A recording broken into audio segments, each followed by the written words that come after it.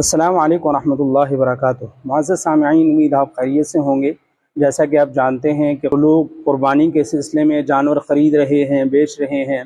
اس سلسلے میں ہمارے معاشرے میں ایک بات مشہور ہے کہ جب تک جانور کے دو دانت نئے سرے سے نہ نکل آئے ہوں، جنہیں پکے دانت کہا جاتا ہے یا پھر دوندا کہہ دیا جاتا ہے، کہ جب تک جانور دوندا نہ ہو تو تب تک اس کی قربانی نہیں ہو سکتی۔